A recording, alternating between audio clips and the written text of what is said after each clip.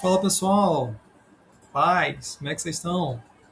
Editor Jéssico por aqui novamente. Então galera, estou retornando aqui hoje, né, para dar continuidade à série Os 35 Milagres de Jesus.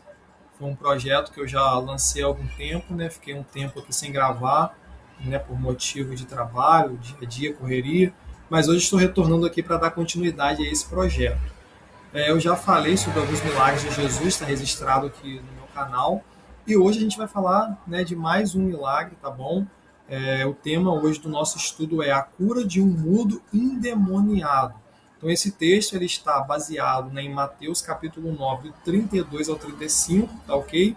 Então é interessante nós observarmos, né, que Jesus ele tem em toda a Bíblia 35 milagres, né, registrados de Jesus, né, e desses 35 nós vamos ver vários milagres registrados em todos os evangelhos. Mas esse milagre aqui especificamente falando, ele está registrado apenas no Evangelho de Mateus, tá? Mateus ele escreveu o seu Evangelho para os judeus, tá? Especificamente falando, ele, né, foi chamado por Jesus, foi discipulado e se tornou um dos apóstolos também, né, da igreja primitiva. Então, pessoal, eu vou estar lendo aqui na NAA, você que tiver sua Bíblia e quiser acompanhar, tá bom? Vou ler aqui na Nova Almeida atualizado. O texto de referência está então em Mateus 9, do 32 ao 35. A gente vai trazer uma introdução, um meio e vai terminar com algumas aplicações práticas aqui para o nosso dia a dia, tá bom? Diz assim a palavra, a partir do 32. Enquanto eles se retiravam, foi levado a Jesus um homem endemoniado que não podia falar. Quando o demônio foi expulso, o mudo começou a falar.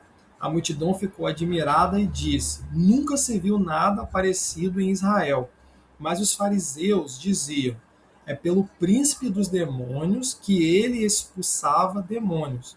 Jesus ia passando por todas as cidades e povoados, ensinando nas sinagogas, pregando as boas novas do reino e curando todas as enfermidades e doenças. Então, pessoal, começando aqui falando do contexto desse milagre, né? Se você for olhar, né, você vai ver que Jesus vem de uma série, né, de milagres, né, que ele fez. Jesus, quando veio da região de Decápolis, né, ele chega ali, né, do outro lado, da margem do rio, ele vai descer do barco, né, Jairo vai ali, né, suplicar para que Jesus vá à sua casa curar sua filha. No percurso, a Bíblia diz que uma mulher, né, que padecia, né, há 12 anos com fluxo de sangue, ela vai tocar, né, na orla da veste de Jesus, vai ser curada. Jesus depois vai lá na casa de Jairo e ressuscita a filha de Jairo. Depois que Jesus saiu da casa de Jairo, Jesus vai para uma outra, né, região ali onde ele estava, e ali ele começa a pregar o evangelho, ensinar o evangelho. E é nesse momento também, né, que vai acontecer um outro milagre, né, a cura de dois homens cegos ali nessa área que Jesus estava ali evangelizando, ensinando o evangelho. E logo depois dessa cura desses dois homens cegos, aí que vai acontecer esse milagre da cura de um mudo endemoniado, na mesma região que Jesus estava ali. Então a gente percebe-se, né, que o texto está dizendo, né, que Jesus estava ali pregando, ensinando o evangelho, e enquanto isso, né, eles levaram, né, foi levado até Jesus. Você vê no versículo 32, ó, enquanto eles se retiravam, foi levado a Jesus um homem endemoniado que não podia falar. Então, pessoas que estavam ali, né, sabiam que Jesus estava ali naquele local, pega esse homem endemoniado, né, e leva ele até Jesus. Então você percebe que ali existiam grupos, né, de várias pessoas em volta de Jesus. Né, existia ali os fariseus, né, os saduceus, que eram grupos influentes daquela época. E muitas pessoas, né, estavam ali com Jesus para receber algo, outras estavam ali para ouvir os ensinamentos de Jesus. E neste momento a gente vê que o texto começa dizendo que esse homem foi levado até Jesus, então ele não foi sozinho, alguém levou ele até Jesus, né? E um relato importante aqui, né, no capítulo 9, versículo 32, diz que esse homem ele não podia falar. Então, uma informação importante aqui, né? Alguns teólogos, estudiosos da Bíblia, eles, né, entrelaçam essa questão da mudez desse homem à questão dos demônios. Ou seja, alguns estudiosos, né, eles defendem, né, a tese que esse homem ele era mudo, ele não podia falar por causa dos demônios que estavam na sua vida. Ou seja, não era uma doença, né, adquirida, mas sim os demônios que estavam ali na vida dele, que estava provocando, né, essa enfermidade. Você vê tanto que no versículo 33 diz que quando o demônio foi expulso, o mudo começou a falar. Então você percebe que foi algo instantâneo. Assim que Jesus ele expulsa, né, o demônio, logo em seguida o mudo começa a falar. Aí o texto continua dizendo, né, que a multidão ficou admirada, né, e disse: nunca viu-se nada parecido em Israel. Ou seja, a multidão ficou impactada, né, com o milagre que Jesus havia feito. Então é nesse momento agora, pessoal, que a Bíblia ela vai dizer, né, que os fariseus, né, que eram um grupo religioso judaico muito influente da época de Jesus, né, que seguiam a lei rigorosamente, né, a Torá, eles vão indagar, né, que Jesus, olha só o versículo 34, ó, mas os fariseus diziam, é pelo príncipe dos demônios que ele expulsa demônios. Então agora os fariseus, né, eles vão indagar que Jesus expulsava demônios pelos príncipes dos demônios. O versículo 34 está bem explícito isso daí, né? Príncipe dos demônios, que ele expulsa demônios. Então você percebe, né, que os fariseus, eles eram um grupo religioso, né, que defendiam rigorosamente a lei, mas muitas das vezes eles mesmos não praticavam a lei. Mas aí, pessoal, a pergunta que fica aqui: Jesus expulsava demônios pelo poder do príncipe dos demônios? Ponto de interrogação. É uma pergunta que fica, porque você vê aí no versículo 34 os fariseus, né, explicitamente falando a respeito disso. Mas por que, né, que os fariseus questionavam como Jesus expulsava os demônios? Né? Eles sugeriram que Jesus fazia isso, né, através do príncipe dos demônios. Então, antes de a gente falar um pouco sobre isso, a gente precisa entender que no Novo Testamento a palavra demônio ela aparece 73 vezes. Especificamente no livro de Lucas, né, ela aparece 23 vezes. Já as palavras, né, correlacionadas aos demônios, né, como espírito impuro, aparece aí aproximadamente 500 vezes, um total de 500 vezes. Então, pessoal, no Novo Testamento, 73 vezes aparece a palavra demônios, demônio. No livro de Lucas, aparece aproximadamente 23 vezes e termos correlacionados aos demônios, né, como espírito impuro, aparecem 500 vezes no total.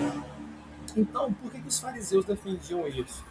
Né, eles defendiam que, mas quem que era o príncipe dos demônios? Né? Quem que é o príncipe dos demônios? Né? O chefe. Ele é chamado, né, de Beuzebu. Né? O nome significa Senhor, que quer dizer o que? Baal. Né? Isso traz um significado que é das moscas, da peste, da pandemia, Zebu. Então, alguns estudiosos entrelaçam a isso, né? Beuzebu como príncipe dos demônios, tá o seu nome, significado Senhor Baal, né? Que tem o significado das moscas e da peste, da pandemia. Zebu significa isso. Então eles, né, entrelaçam, né, que Jesus ele expulsava, né, através, né, do príncipe dos demônios, que é Beuzebu. Mas Jesus, se a gente for olhar, voltando à pergunta central aqui do estudo, né, Jesus expulsava o demônio pelo poder do príncipe dos demônios? Uma pergunta que fica aqui. Então, gente, fica claro, né, a resposta é bem óbvia. Né?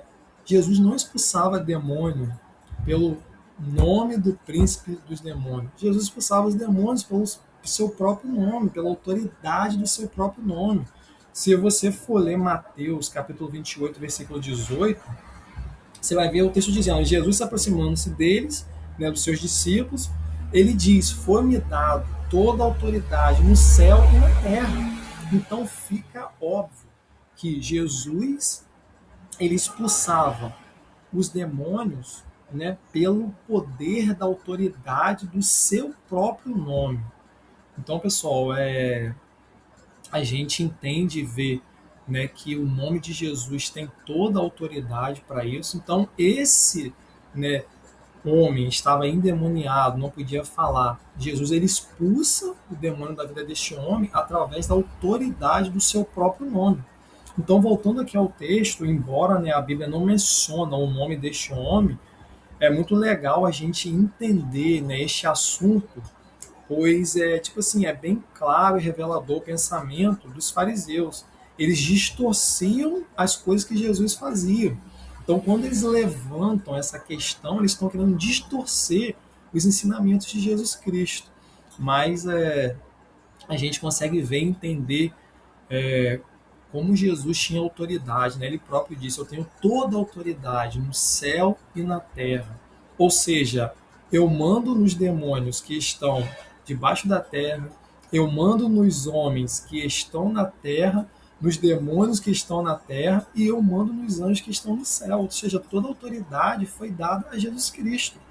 Então a gente vê que Jesus, ele opera, né, esse milagre, ele cura esse homem e esse homem ele é liberto totalmente. Agora, pessoal, eu quero trazer aqui algumas lições importantes, pelo menos duas, né, para a nossa vida através desse milagre. A primeira lição que eu quero trazer aqui, né, precisamos aprender a ficar em silêncio. Pessoal, muito importante isso. Ei, olha aqui, precisamos ficar em silêncio. Perceba-se que Jesus ele expulsa o demônio da vida do homem, os fariseus levantam um questionamento, questionando a autoridade de Jesus, mas perceba-se que Jesus não fala nada com os fariseus, Jesus não discute com os fariseus, muito pelo contrário, Jesus continuou fazendo aquilo que foi proposto para ele fazer ali. Mesmo os fariseus acusando a Jesus, né, de expulsar demônios em nome de Beelzebul, Jesus ele não respondeu com palavras. Jesus poderia revidar, mas ele não revidou, ele preferiu ficar em silêncio. Então, pessoal, a primeira lição que eu trago aqui, eu sei que existem momentos, né, na nossa vida que, mesmo podendo falar algo, o melhor a se fazer é ficar em silêncio. Você, acredito, já ouviu falar naquele ditado, né, que boca fechada não entra mosca. E realmente isso tem sentido, isso é claro, né? Nós estamos vivendo uma geração, né, onde muitas pessoas, né, quando elas são confrontadas, elas preferem o que retrucar, elas preferem bater de frente. Mas Jesus aqui nos ensina a ficar o quê? Em silêncio e apenas trabalhar.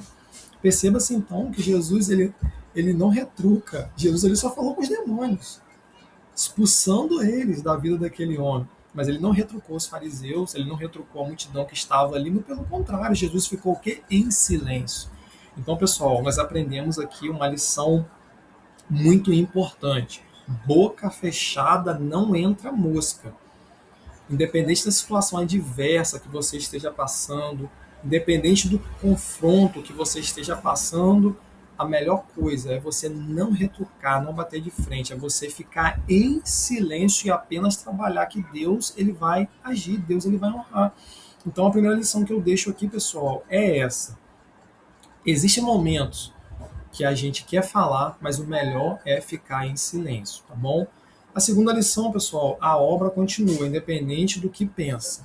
Então, pessoal, você percebe que Jesus estava ali passando, né, por todas as cidades, todos os povoados, sinagogas, pregando as boas novas do reino, né, ensinando o evangelho, curando os enfermos, doentes, e as pessoas, mesmo assim, estavam que acusando Jesus, né, e ele preferiu continuar em silêncio.